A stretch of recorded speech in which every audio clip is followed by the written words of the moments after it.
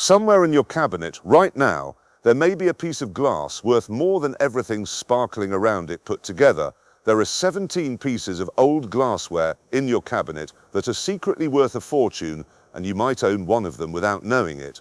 Not the fancy pieces behind glass doors, I mean all of it. The coloured bowls from your grandmother's kitchen, the heavy tumblers, the vase that has held the same dried flowers since 1987, the odd wine glass that never matched anything, and the paperweight holding down the bills on the hall table.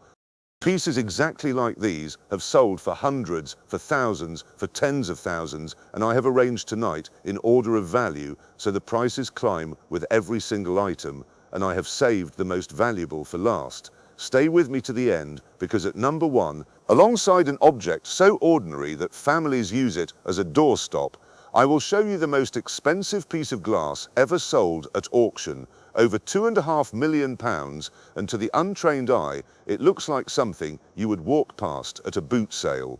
By the end of this video, you will walk through your own house looking at glass the way a valuer does, and I will give you a 10-second torch trick that finds one kind of treasure literally glowing in the dark. Let me be honest with you before we open the cabinet, because false hope is the enemy of good judgment. Most old glass is worth very little. Machine-pressed glass was made by the trainload for a century, and the pretty bowl on your windowsill is probably £5, and I will not pretend otherwise. But here is what 40 years in the trade taught me. Glass is the cruelest category of them all, because glass carries no hallmarks, no signatures that a family can read, no maker's stamp on the base most of the time. A cabinet of glass is a cabinet of anonymous shapes, and so families price it by prettiness, which is the one thing the market does not pay for. The market pays for names and rarity, and the names hide in shapes, colours and tiny details a valuer can spot across a room and a family cannot spot in 50 years of dusting. My name is Malcolm Ashby, 40 years an auctioneer and valuer across the English counties, thousands of sales from the rostrum and more probate valuations and house clearances than any man should admit to. I am retired now, which means I have no reason left to flatter you and nothing to gain from you. Only 40 years of watching more money physically thrown into skips in this category than any other. Because glass that nobody wants is rubbish, and nobody in the house knew which pieces somebody wanted. Knowledge is the only protection you have got, so whatever you do, don't sell it, don't box it for the charity shop, don't let anyone carry a crate of it to the van. Not yet, not until you have heard all 17. Now, before we begin, a quick word. Most of the people watching this channel are not subscribed. If you enjoy finding out what old and ordinary things are really worth, press subscribe. It costs you nothing, and you can always change your mind later. Right, number 17. Milk glass. The opaque white pieces, the hobnail vases and dishes on every grandmother's sill. And I start here because I owe you the honest one first. Most milk glass is worth £1 or £2. It was made in oceans, and the charity shops are white with it. But the exceptions are real. Early Victorian and French opaline pieces, the covered animal dishes, hens on nests with unusual heads and rare colours, and the scarce early pieces sell for 40 to several £100s. Your test tonight, hold the piece to a strong light and look at the rim, because much of the good early milk glass shows a fiery halo of red and orange at the thin edges. The trade calls it opalescent fire, and the dead white pieces with no fire are usually the late ones. The loss here is always by the boxful, the good hen packed with 6 worthless ones, all priced together as old white glass. Number 16, uranium glass, and here is your torch trick. From the Victorian era to the mid-20th century, glass makers coloured glass with uranium, mostly the yellow-green the trade calls Vaseline glass. It is safe to own and handle, and it has one magical property. Under an ultraviolet torch, the cheap ones online cost a few pounds. Uranium glass glows a vivid, unmistakable electric green. Ordinary pieces sell for £20 to £80. Good Victorian Vaseline glass, candlesticks, epergnes and unusual pieces make £100 to £400, and rare shapes climb higher. Your test tonight is the best fun in this whole video. Wait for dark, take the UV torch around the house and sweep every cabinet, every windowsill, every box of glass in the loft, because the glow finds pieces you have walked past for decades. Families discover uranium glass in their own cabinets every single day, and until the torch comes out, it is just another green bowl. Number 15. Cranberry glass.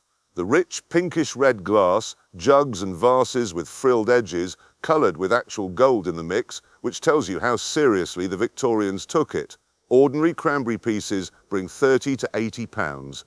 The better pieces, epergnes above all, those towering table centerpieces with trumpets and hanging baskets, sell for 200 to 800 pounds, and fine large examples make more. Your test tonight: check the colour is in the glass, not painted or flashed on the surface. Look for a rough or polished pontil mark underneath, the scar where the blower's rod was broken off, because that scar means handmade, and handmade means earlier and better.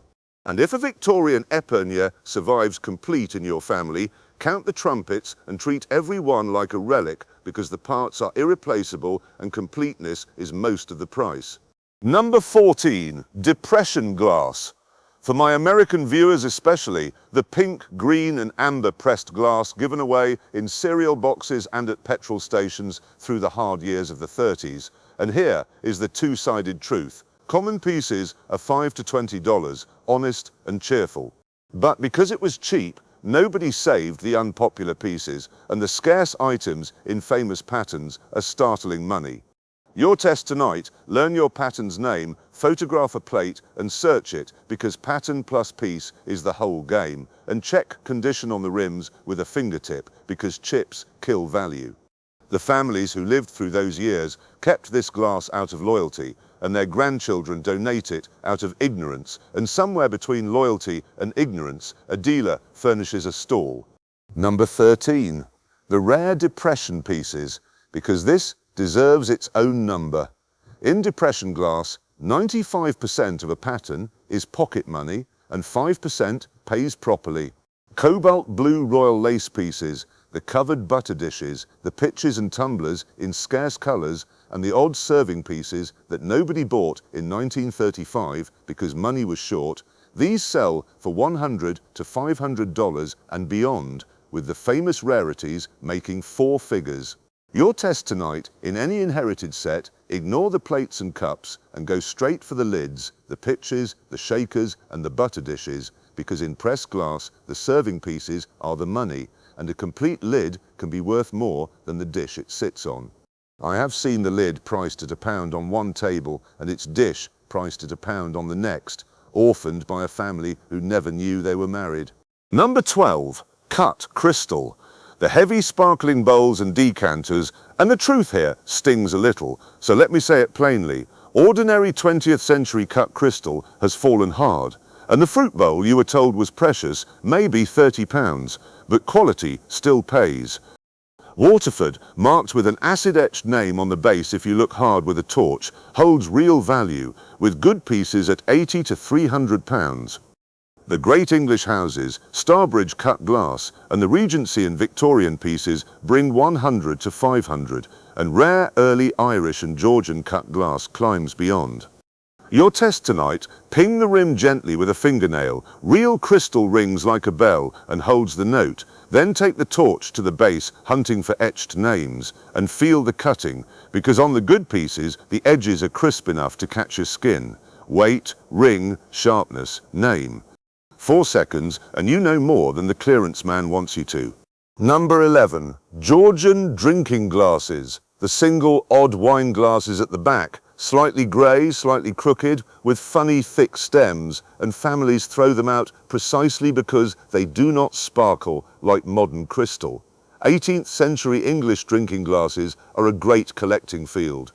The ones with air twist and opaque white twist stems, spirals of air or enamel running up inside the stem like a barley sugar, sell for £150 to £500 each, and rare types make thousands. Your test tonight: pick up every odd old wine glass and look through the stem for a twist, Then look for the pontile scar underneath and the soft grey colour of old lead glass, and check for tiny bubbles and tool marks, because in this category the imperfections are the fingerprint of the 1700s.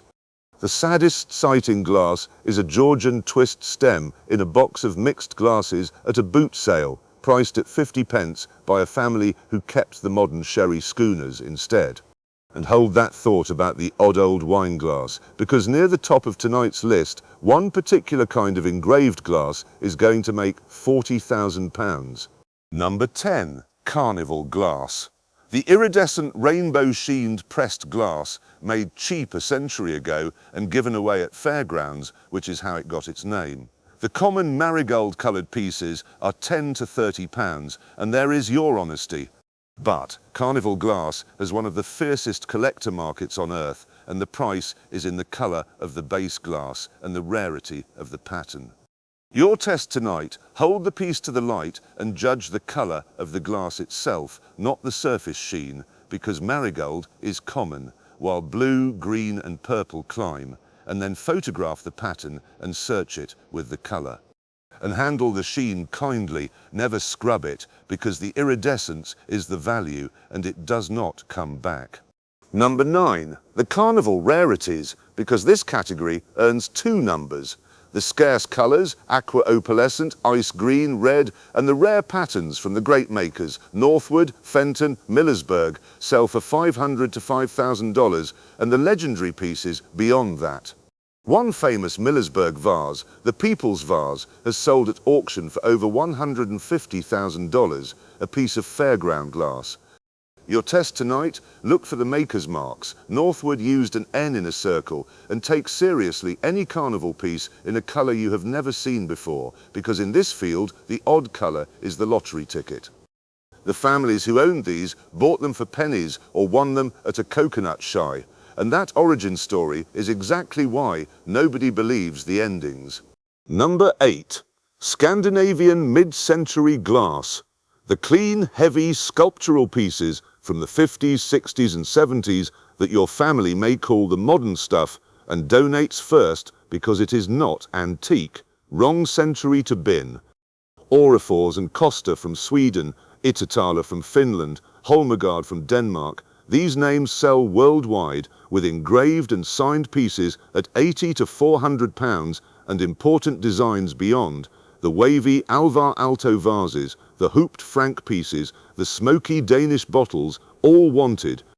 Your test tonight: take the torch to the base again, because Scandinavian glass is very often engraved with the factory, the designer's initials and a model number in tiny scratched letters that 50 years of families never once noticed. A signature under a vase you were about to donate is the cheapest treasure hunt in this whole video. And before we go on to the top 7, let me tell you the thing about glass cabinets that took me 20 years to properly understand. Glass is the only category where the family's eye and the market's eye disagree completely. Families keep glass that sparkles and bin glass that is dull, and the market very often pays for the dull piece, the grey Georgian glass, the odd-coloured slab, the crooked handmade thing, and ignores the sparkle. Which means in glass, and almost uniquely in glass, the skip outside a house clearance can be worth more than the cabinet inside it. I have seen it. If an old auctioneer telling you these things is useful, press the like button, because there is a great deal more of this to come. Now, the top 7, and the names get famous from here. Number 7. Whitefriars. The English glassworks, whose 1960s textured range, designed by Geoffrey Baxter, has become one of the hottest fields in 20th century glass. These are the vases that look like bark, like bricks, like nails were pressed into them in oranges, greens and blues, and they sat on suburban sideboards for decades as cheap modern ornaments. Small textured Whitefriars pieces sell for £80 to £300. The famous shapes, the banjo vase and the drunken bricklayer, make £1,000 to £3,000 and more in rare colours. Your test tonight: no marks to find here. Whitefriars is identified by shape, texture and colour, so photograph any textured coloured vase and compare it online, and do it before the charity run, because these are being found in donation boxes every week by people who watch videos like this one. The banjo I sold came off the top of a wardrobe, still with a 1970s price sticker on the base. It made £2,200 and the sticker said 7 and 6. Number 6. Murano, the Italian island glass, the fish and clowns and summerso vases with colours trapped inside colours. And here the trade splits sharply in two. Tourist Murano, charming and everywhere, is £10 to £40. But the design house pieces, Vanini, Barovier and Toso, Seguso, and the name designers sell for £500 to £5,000, and important pieces make far more. Your test tonight: hunt the base and lower sides for engraved signatures and old paper labels, and never soak off a label, because a Vanini acid stamp or a signed piece changes the price by a multiple of 50. And judge the quality with your hands, because the great Murano pieces have a weight, a balance and a control of colour that the seaside clowns do not. The clowns are the camouflage. The Vanini hides behind them on the same shelf, and on clearance day they all go in the same box marked coloured glass. Number 5. Lalique, the French master of moulded glass, frosted and opalescent, birds and nymphs and leaping fish. The crucial fact, and it is worth thousands, is the signature, pieces marked R. Lalique were made before 1945 in René Lalique's lifetime, and they are the treasure, selling for 500 to many thousands of pounds, with rare vases making 6 figures at the great sales. Pieces marked Lalique France without the R are post-war, lovely and worth solid money, 100 to 500, but a different league. Your test tonight: take the magnifying glass to the base and edges, hunting for the moulded or engraved signature, and find that single letter R, one letter. I have never sold a more expensive letter of the alphabet, and I once watched a car boot seller, told by a passing dealer that her bowl was just Lalique, sell it for £30. It was just Lalique with an R. The dealer was not a passing stranger to me again. Number 4. Cameo glass. The layered Victorian art glass, one colour carved away to leave a design standing on another, white flowers on ruby, landscapes in smoky purples. This is the aristocracy of the cabinet. English Cameo by Thomas Webb and Stevens and Williams sells for £500 to £5,000. The French masters Gall and Dom, whose signatures hide in the decoration itself, make 1,000 to 20,000 and beyond, and the important pieces reach 6 figures. Your test tonight: run your fingertip across the design, because true Cameo is carved and stands proud in layers you can feel, then hunt the surface for a signature worked into the pattern, Gala especially signed within the scene. And mind the reproductions, because greatness attracts forgers, so anything promising goes to a specialist. These pieces entered ordinary houses as wedding gifts a century ago, and the family memory of what they are lasts exactly 1 generation shorter than the piece does. Number 3. Tiffany and the iridescent art glass. For the Americans, the peacock-sheened gold and blue glass marked LCT, or Louis the 100th. Tiffany Favrile, made in New York a century ago. Single Favrile salt cellars, the little dishes families lose in drawers, sell for $200 to $500. Vases make 1,000 to 20,000 and more, and its European cousin Lotz, the Austrian iridescent glass, often unsigned, sells for hundreds to thousands when the quality is right. Your test tonight: read every iridescent base for LCT. And with unsigned pieces, judge the iridescence itself, because on the real thing, the color shifts like oil on water and seems to come from inside the glass, not off the surface. The lost story in this category is brutal and common: iridescent glass scrubbed with cream cleaner by a helpful relative to get the funny rainbow film off. The film was the fortune. Number 2. The engraved Georgian glasses, and now we are in the realm where a single wine glass buys a car. In the 1700s, supporters of the exiled Stuart kings drank from glasses engraved with secret symbols, roses, buds, thistles, and verses. These Jacobite glasses sell for £1,000 to £20,000, and the rarest, the Amen glasses engraved with a verse ending in Amen, have made £40,000–50,000 and more at auction, with newly discovered examples still surfacing, one found in recent years sitting in an ordinary house entirely unrecognised. Privateer glasses, election glasses, armorial glasses, all serious money. Your test tonight, any old glass with engraving beyond simple decoration, a rose with two buds especially, words, ships or coats of arms, gets photographed and sent to a specialist that same evening. The engraving your family calls the scratched old glass may be a political secret 270 years old, and secrets at auction are expensive. Number 1. The glass paperweight, and the record for the entire category. The doorstop, the thing on the desk holding down the bills, the heavy dome your grandfather kept on his bureau, the object so ordinary that in 40 years of clearances I never once, not once, saw a family put it on their list of valuables. Now hear this. The finest antique French paperweights, made in the 1840s and 50s by 3 factories, Baccarat, St. Louis and Clichy, tight domes of tiny glass canes like sweets, called Millefiori, 1,000 flowers, sell for $1,000 to $50,000 each. And the greatest of them all, a Clichy basket weight, sold at auction in New York for over $250,000, a paperweight. And since I promised you the summit of the whole category, here it is. The most expensive piece of glass ever sold at auction is not a chandelier and not a Tiffany masterpiece.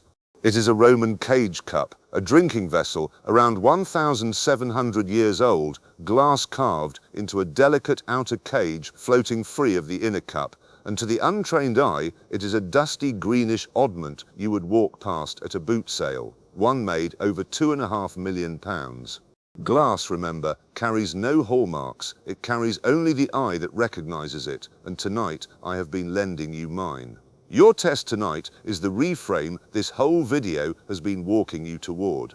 Stop sorting your glass into pretty and plain and start examining every single piece the way a valuer does, base first. Look into the dome of every paperweight for the tiny canes. Some are signed with a minute letter B or SL or C hidden in one cane, and date canes hide in the pattern too.